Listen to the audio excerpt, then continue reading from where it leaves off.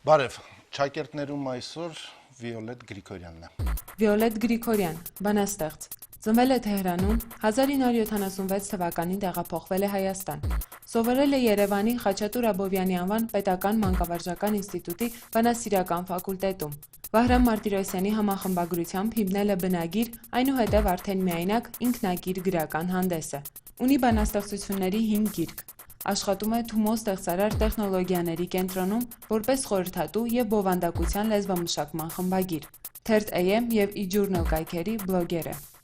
Բարև։ Բարև։ Ինչպես սկսվեց օրը։ Ոչ մի ինքնատիպ բան,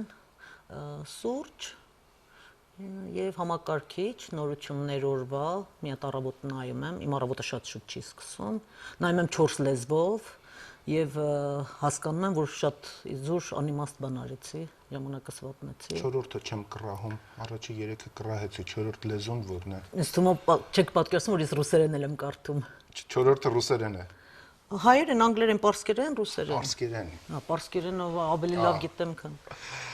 Իսկ այս նախաճաշի կերակուրի հետ կապված ինչ-որ նախասիրություն կամ կապվածություն կա, որ տարիներ շարունակ նույն ձևի, նույն բլիթը, նույն համը։ Չէ, ես սիրում եմ համեղ ուտելիքներ, բայց առավոտյան եւ երկար ժամանակ չեմ ուտում, հատուկ բան չկա, որ շատ ուշքս գնա կամ չսիրեմ, այնց բան չեմ, բծախնդիր չեմ այդ հարցում։ Ոչ մի բանի չեք զզվում։ Ամենայն դեպս եթե առաջի պահին չհիշեցի, ուրեմն այդպես շատ զզվելի բան չունեմ։ Հա, ոչխարի միս։ Ինչու։ Հոտ է գալիս։ Ուրեմն կա, ինքս էլ հասկացա, որ բան կա, որ չեմ սիրում։ Իսկ որ գիրքը մարդ անպայման պետք է կարդացած լինի։ Ոչ մի գիրք էլ պարտադիր չի կարդացած լինել, եթե, այսինքն մեկը անհրաժեշտ է, որ պետք է, էլի։ Չեմ պատկերացնում այդպիսի գիրք, եթե կարդալը չի խնդիր, այլ կոնկրետ գիրքը, եթե շեշտը գրքի վրա է դրվում, ոչ թե կարդալը, եթե մարդիկ կարդում են, ուրեմն տարբեր գրքեր, բայց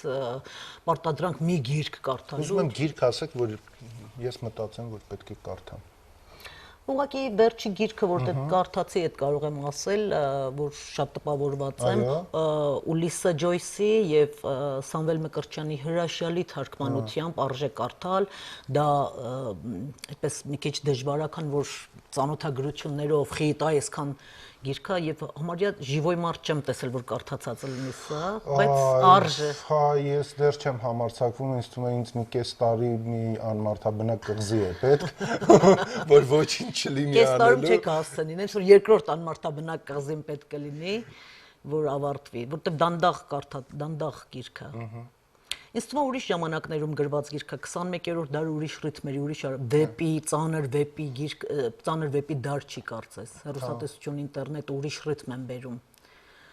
Իսկ հայի ձեր բնութագիրը ինչպիսին է։ Հայի։ Ես առհասարակ չեմ ընդունում տենց այդպես շատ մեծ ընդհանրացումներ, բայց հասկանում եմ իբրև տիպ Կա այդ տիպը։ Ես կարող եմ, որպես ճիշտ հստակ ուզենամ միտքս արտահայտեմ, ուղղակի ասեմ ինչը չեմ ընդունում։ Երբ գերարժեքության կոմպլեքսով շատ գովում են, վեհացնում են, չափազանցության գիրքն են ընկնում, երբ թերարժեքության կոմպլեքսով շատ իջեցնում են, քցող են հայերը չգիտեմ ինչ են, այդ չեմ ընդունում։ Մյուս կողմից ինձ համար էլի ընդունել է բոլոր ժողովուրդներն էլ նույնն են, կան եւ լավ եւ վատ, այդպես չի լինում բոլոր ժողովուրդները։ Պատկերացրեք, ասեմ բոլոր տղամարդիկ նույնն են, բոլոր կանայք, բայց երբ ուզում ես ամուսնանաս, չես ասում բոլոր նույնն են, մեկը վերցնեմ էլի։ Նույն ձևի ժողովուրդները կոնկրետ քաղաքական, պատմական, սոցիալական պայմաններ են, որոնց շնորհիվ իրենք ձևավորվել են տարբեր։ Ուրեմն չեմ սիրում այդ լղոզած բաները։ Ես կարծում եմ, որ բնորոշումները փոփոխվելու են, կարևոր է որ փոփոխվեն, կարևորը ոչ թե բնորոշումը, կարևորն է որ դու մասնակցես բնորոշմանը, դու ուզում ես ինքնությունը սահմանես եւ դու գիտես, որ դա մեկ ընդմիշտ տրված չի, վաղը իմ լինելու ձևով, ես որ այսօր այսպես ապրում եմ, ինչ-որ գործողություններ եմ անում, ինչ-որ տեքստեր եմ ասում, դրա շնորհիվ հայի կերպարը նոր երանգ է ստանալու։ Այդ մասնակցությունը, այդ փոփոխական ընթացքին եւ ժամանակի մեջ դնելու, ոչ թե պատմական ինչ-որ բնորոշմանը կարճելու, կարծում եմ ավելի կարեւոր է։ որպեսզի մեր գոյությունը մասնակցի այդ բնորոշմանը, մեր լինելու ձևը։ Եվ դա ուրեմն կլինի ժամանակակից եւ հրաշալի մի տեսակ։ Այսինքն եւ նաեւ դա արմատացած մի բան չի, որ այսպես է ու տենց էլ մնում է, այսպես էլ մնում է, դե սենց էլ եղել ենք, ու ոչ մի բան չի փոխվել։ Ձեր սիրելի ֆիլմը։ Ոչ ֆիլմ, ոչ գիրք, ոչ երաժշտություն, ոչ մի բան ես չեմ կարող մի սիրելի բան ասել, որովհետև շատ են, նույնիսկ ինձ համար տառապանք մտածել եւ ընտրել։ Ես կարող եմ ավելի էլի տեսակավորումով ասել, նախ ահավոր շատ սիրում եմ ֆիլմ։ Այդ իմ, չգիտեմ, ես զարմանում ինչ եմ գրում եւ երևի մի բան որ շատ սիրում ես չես կարող անես։ Ուրեմն սիրում եմ ամեն շատ տարբեր տեսակի ֆիլմեր, համարյա ամեն տեսակ։ Հիանում եմ այդ ինձ համար այդ 20-րդ դարի կախարդանք իսկապես ինձ կախարդել է։ Արվեստի ֆիլմեր art-house նախընտրում եմ ավելի ցերեկային ժամերի, երեկոյան սիրում եմ դետեկտիվ եւ սարսափ ֆիլմեր նույնիսկ, այսինքն դրանք ավելի թեթև են։ Նույնիսկ ռոմանտիկ կատակերգություններ կամ ինչ երեկոյան չեմ կարող ծանր աշխատանք անել, այսպես ասած, նայելով եւ վերջերս էլ հասկացա, որ սարսափ ֆիլմերից մի քիչ արդեն ճաշակս այնքան է բարձրացել կամ իրենք այնքան շատ են նկարել, որակը կորում է, այսինքն աշխատանքը դառնում է միայն մեկ նյարդի վրա, ասես կտրել, դանակով արյուն թափել, աղիքներ հանել եւ դրանք արդեն չեմ նայում։ Նայում եմ որակով սարսափ ֆիլմեր։ Չգիտեմ, այնքան շատ ֆիլմեր եմ սիրում, այս երկու ուղղակի մեկին խորհուրդ տվեցի Woody Allen-ի այդ որը Կահիրեի Ծիրանագույն Չգիտեմ ինչ վարդը։ Վարդը, Կահիրեի ծիրանագույն վարդը։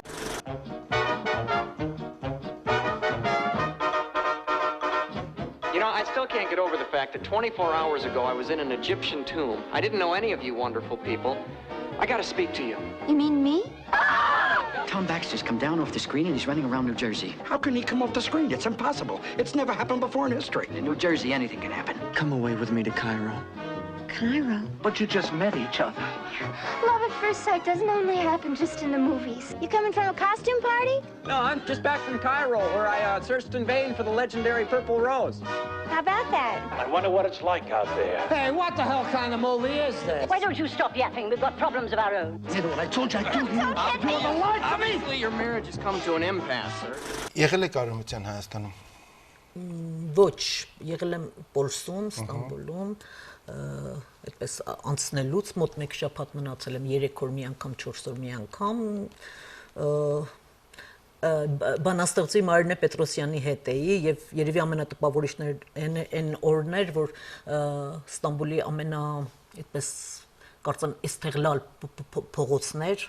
հայտնի փողոց։ Եվ այնտեղ սկսվեց հեղափոխություն։ Այնտեղ սկսվեց ձեռնամատ։ Մեր դուրս գալուց հետո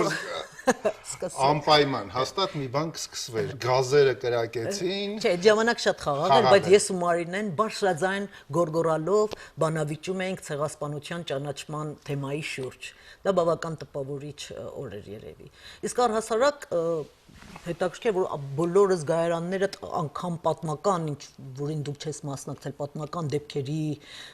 այդ միայն տեղյակ լինելուց այդպես մարմինդ բան է լինում, ֆիզիկապես արձագանքում ես վախը, ծանոթ եւ անծանոթ, օտար եւ հարազատ, վերջապես գնում ես հետքերը տեսնում ես քո լինելու այնտեղ շատ բարդ զգացողություն է։ Աշխարհում որևէ քաղաք, որի նկատմամբ առանձնահատուկ ջերմություն ունեք։ Դժվարանամ էլի ասել, ինչ դժվար է ինձ համար կոնկրետ բաներ ասել։ Շատ քաղաքներում եղել եմ եւ շատ սիրել եմ։ Երևի կարևորը ներգրավվածության ձևն է։ Եթե ես իբրև Նյու Յորք հրաշալի էր, մոտ 2 շաբաթից ավել ես պատտվում էի մենակ Նյու Յորքում եւ նայում էի եւ հետո ասենք սիրելի թաղամասը, Սոհոն եւ այլն, բայց քո մասնակցության բանը չկա այդտեղ, այսինքն դու դիտորդ ես եւ երևի քաղաքը որպեսզի հարազատ լինի, դու պետք է սոցիալապես ներդրվես մեջը։ Եվ այդ կարգի կամ ավելի երկար մնացի ամերիկյան մի քաղաքում Այովան, սիրելի էր, որտեղ փոքրիկ, ավելի հին, ավանդական քաղաք էր, շատ ապահով, ուսանողներ, երիտասարդ, ընկալելի։ Ահա, բայց երկար էի մնացել եւ արդեն տնավորվել էի։ Այդ դեպքում ես կարողանում մի քաղաք առանձնացնել։ Երևանում կա հատված տեղ, մի վայր, որտեղ դες կարելի է գտնել։ Այո, Թումո կենտրոնում, Թումոյի ամբողջ այդ այգին, մինչև կամուրջը, որ բոլորովին ուրիշ միջավայր է եղել եւ շատ սիրում եմ, զարմանում եմ, որտեղ ես Երևանի հետ այդպես ոչ մի հոգեվոր կապ չեմ զգում, ապրում եմ Աբովյանում, այդ ամբողջ միջավայրը փոխվել է մի շինության ոչ միայն ճարտարապետական, այլև ֆունկցիոնալ պատճառներով, որտեղ դա կրթական կենտրոն է, խաղաղ, հանգիստ, այդ բնակչությունը նույնիսկ ես պատկերացնում եմ, որ իրենց աշխարհայացքը կարող է փոխվել։ Երեկոյան գալիս են, զբոսնում են, մինչև կամուրջի տակ մարդիկ նստած են, բարձր ձայն չես լսի, խոտերի վրա երեխաների հետ, շատ տպավորիչ է այդ փոփոխությունը։ Եվ դու քեզ զգում ես նաև 21-րդ դարում, որտեղ լավագույն տեխնոլոգիաներ ամեն ինչ կա այդ տարածքում մշակված, շատ լավն է, հա։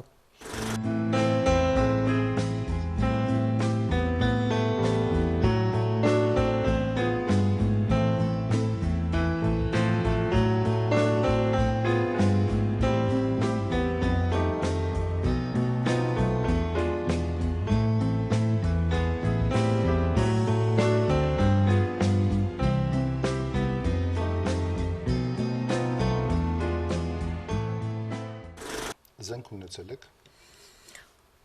Չէ, Չեք էլ ուզել։ չեմ ուզել, որովհետև գվախենայի, որ կարող է օգտագործեմ, որտեղ ես վախկոտ եմ եւ ինձ վրա փողոցում հարձակվեցին 93 թվականին կարծեմ, հա, եւ նույնիսկ այդպես բռնեցին դատարան եւ այլն, եւ ես մտածում եմ, եթե ես որևէ զենք ունեմ, դրանց հետո մտածում եմ այդ գազի պզիկ պահեմ, բայց ասի որ ունենամ, դախ կարող է մեկ ասի ժամը քանիսն է պզսնեմ։ Դրա համար ասի ավելի լավ է մարդիկ խաղաղ ապրեն։ Պարգևներին ինչպես եք վերաբերում։ Դրամական պարգևներին շատ լավ։ Ընդհանրապես պատվո պարգևներ, ես գիտեմ, որ դուք տարբեր խաչմերուկներում եք եղել պարգևների, չէ, ինչ որ մարդիկ ասում էին, ես ինչի եք պարգև տալիս, հետո նրանք ասում էին, իսկ ինչ պետք է տանք։ Դա ոսկե եղեգնի մասին է երևույթին խոսքը։ Նորմալ են վերաբերվում, նույնիսկ ժամանակին այդպես որ մտածում էի ավելի լավ է արվեստի կամ գրականության գործերի դեպքում ոչ թե մրցանակներ լինեն, այլ այդպես անկախ լինեն, ինչ որ իսկապես ավելի լավ է, բայց հիմա նույնիսկ այդ տարբերությունը այդքան չեմ կարևորում, որովհետև մրցանակները կարող են շատ լինել, ամեն տարբեր, այսինքն հարյուրավոր մրցանակներ են լինում, չէ՞, եւ դա բացարձակ գրականության հետ կապ չունի արվեստի հետ։ Հասկանալ է որևէ գնահատական, ինձ պարգևները չեն հետաքրում, նույնիսկ արդյունքը այդքան չի հետաքրում, ինձ հետաքրում է բուն ընթացքը, որ երբ մեջն ես աշխատանքի եւ ինչ որ բան է ստացվում կամ չի ստացվում կամ ինչ խնդիր ես դրել, այդ այնքան կարեւոր է, մյուսները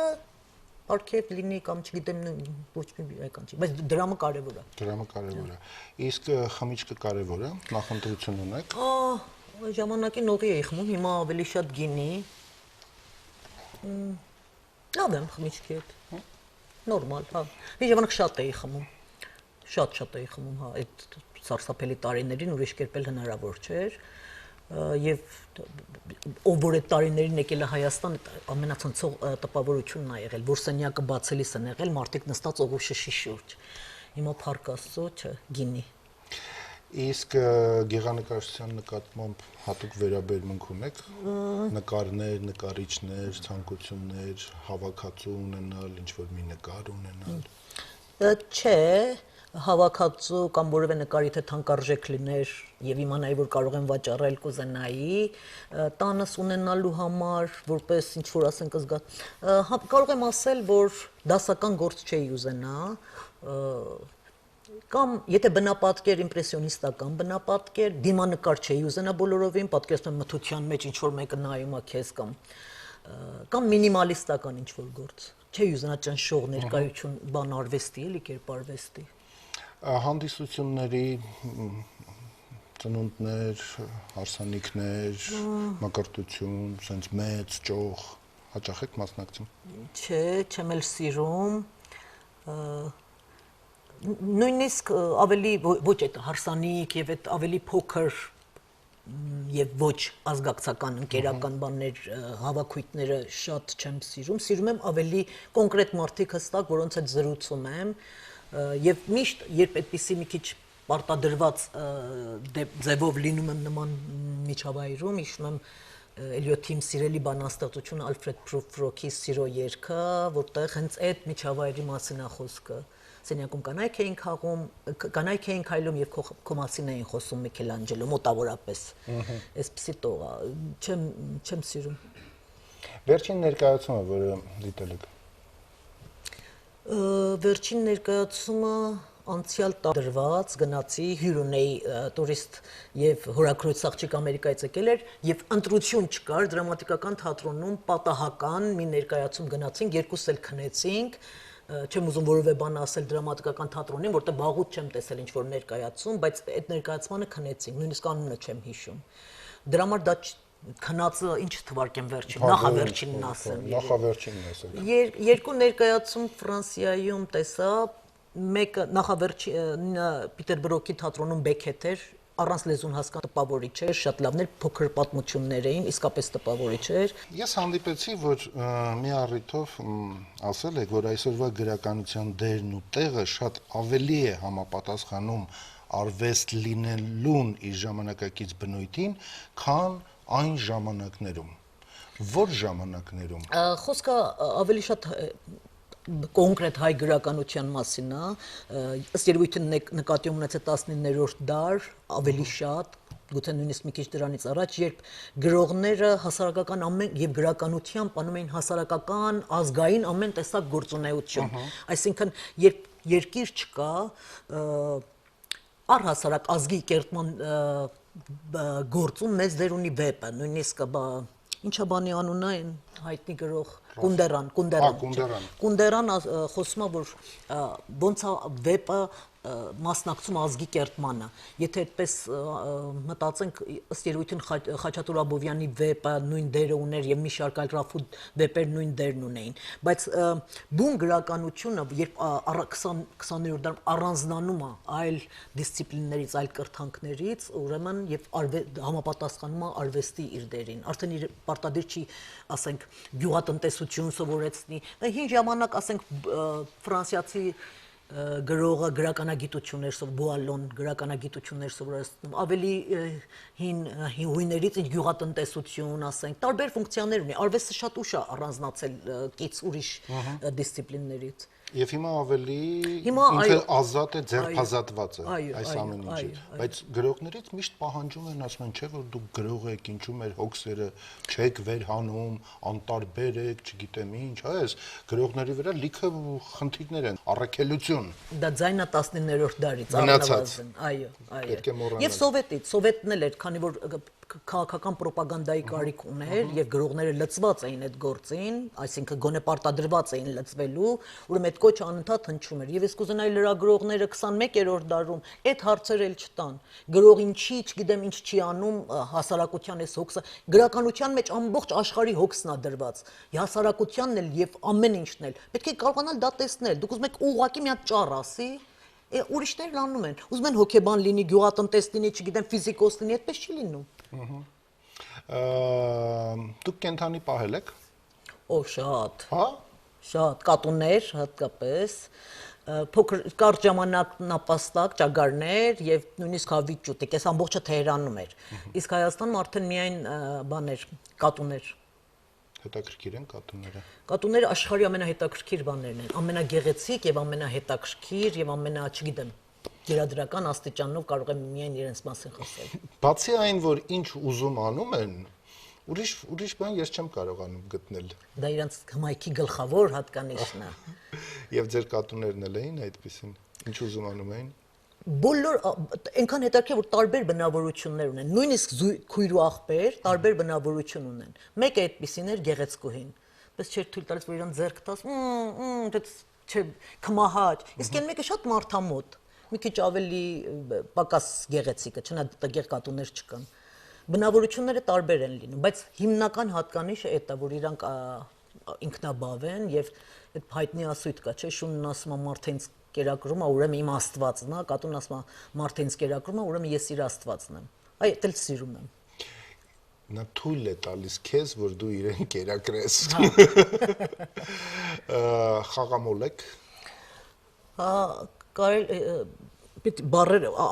առանձին արմատների դեպքում ասեմ, խաղը շատ սիրում եմ եւ այնքան սիրում եմ, որ կարող եմ մոլուցք դառնա, բայց երբ փողով է, ես բավական ռացիոնալ եմ վերաբերվում եւ կարողանում եմ հավասարակշռել, բայց ահա որ շատ սիրում եմ խաղ։ Իմանալով այդ հատկանիշս, մեկ շաբաթ Լաս Վեգասում ես երևի մոտ $50 ունեի, մեկ շաբաթ Լաս Վեգասում ես դրանով ամեն օր խաղացել եմ, պատկերացրեք։ Ուրեմն մի քիչ շահում էի, հետո երբեք հավելյալ գումար չդրեցի։ Շատ կարևոր բան է, շատ կարևոր $50 մեկ շաբաթ Լաս Վեգասում կարողանալ եւ հաճույք ստանալ շարունակ, չէ՞, այլ ոչ թե միջը։ Բայց բաները չեմ սիրում, այդ անիմաստ 3 հատ 7 բռնել, չգիտեմ ինչ ան, ես լուրջ խաղեր եմ սիրում։ Հասկացա։ Եվ այդ ինտերնետային խաղերն էլ չեն գրավում։ Մի քիչ սիրում եմ, բայց դրանք էլ թմրադեղի պես են, շատ են ժամանակ խլում, աշխատում եմ բան անել, շատ չտրվել։ Բարեբախտաբար գործի բերումով իմ աշխատանքը հենց այնպեսին է, որ ես պետք է նորագույն խաղերին էլ ծանոթանամ, ուրեմն մի հատ խաղում եմ ամեն ինչ, բայց աշխատում եմ շատ չխորանալ։ Հեղափոխությունների ջատագով եք։ Ոյ, դժվար բառ է, հեղափոխությունը, քանի որ հիմա ով ոնց ուզում հասկանում է, խոսակցություններն առհասարակ դժվար են դրա պատճառով, որ բառերը շատ օգտագործելուց եւ կամայական ձևերով օգտագործվելուց նույն իմաստը չունեն բոլորիս համար։ Վստահ եմ, որ հիմա հարցնեք հեղափոխությունը ինչա, 10 հոգիս 15 հատ բնորոշում կա։ Ուրեմն դրա համար մի քիչ զգույշ կլինեմ բառն օգտագործելուց, բայց ինչ որ ճիշտ է, կարևոր հեղափոխություններ եղել են աշխարհում, արդյունաբերական հեղափոխությունը, մշակութային հեղափոխությունը, այդպիսի բաներ։ Կրոնական հեղափոխություններ։ Դե ես իմ հավանազդեմ։ Ուրեմն, բայց եթե նկատի ունենք արմատական փոփոխություններ, ուրեմն ուրեմն շատ կողմնակից եմ։ Բայց որ փոփոխություն լինի, ոչ թե հեծանիվը ստեղծած, ասես, օ, ինչ հեղափոխություն եմ արել։ Կամ ձեր հեծանիվը լավը չէ, հիմա մեր հեծանիվն է լավ։ Բայց հեծանիվը մնում է հեծանիվ։ Համենայն դեպս աշխարհը առաջ է գնում նաև այդ ձևով։ Որոշ երկրներում էվոլյուցիոն ճանապարհով, որոշ երկրներում կտրուկ փոփոխությունների։ Իսկ կա մի ժամանակաշրջան, որտեղ կցանկանայիք հայտնվել։ Այս անցյալի քաղաքակրթությունը հաշվի առնելով տարբեր փուլերով։ Ճիշտ ասած, սկզբում մտածում էի, որ ես անպայման ապագայի ժամանակներում կուզեմ, երբ գիտությունը շատ զարգացած կլինի, հիվանդություններ, մահ, ծերություն, այդ բոլորի բանը դեղուճարը գուցե գտնված լինի, կենցաղը հարմարավետ կլինի, բայց այս ֆանտաստիկ ֆիլմերը, որ նայեցի մի քիչ այնքան մռայլոտ են, մռայլ մետաղական գույներով են նկարվել, ուրեմն հիմա օրինակ կուզենայի ապրել Պուարոյի սերիալներից մեկում, հենց սերիալի մեջ որտեղ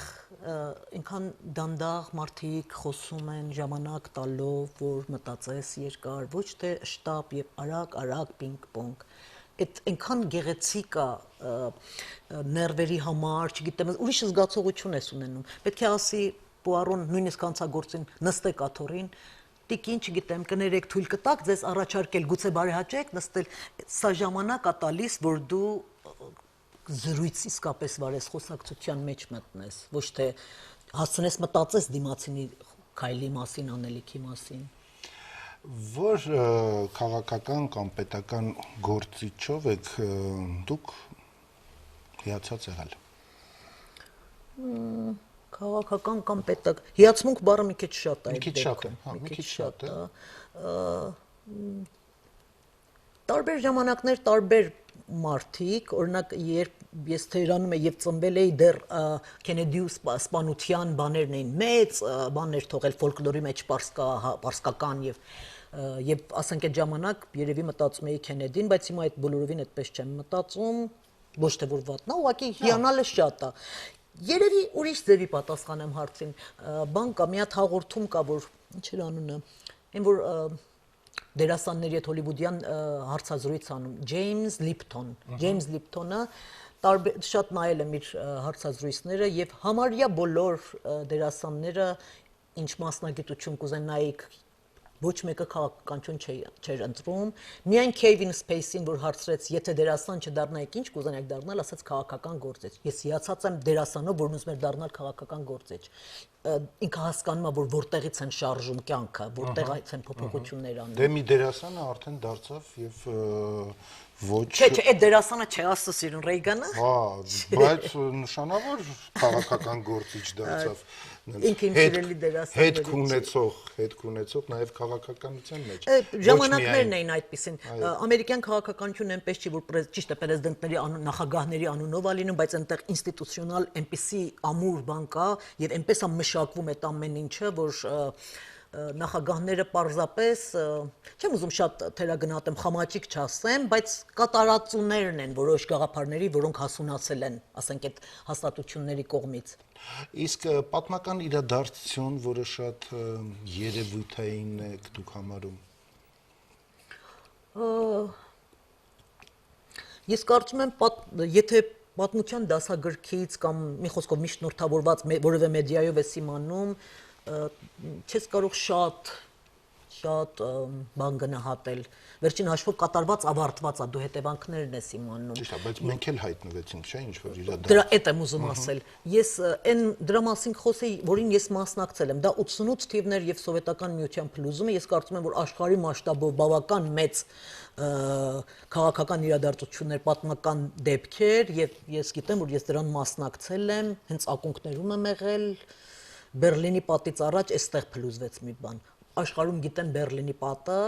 բայց 88-ի մասին այդքան չգիտեն, որտեղ դեռ սովետ էր, փակ էր եւ ինտերնետ, ահա թե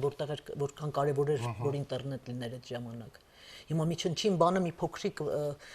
նկարով տարածում են, իմանում ես որտեղ ինչ են անում, իսկ մեր այդ ամենակարևոր գործողությունը, գործունեությունը, չգիտեմ այդ դեպքերի մասին շատ նյութեր չկան երևի։ Այո։ Ինչ է պակասում Հայաստանին։ Շատ բան։ Արմատական լուրջ փոփոխություններ պետք է արվեն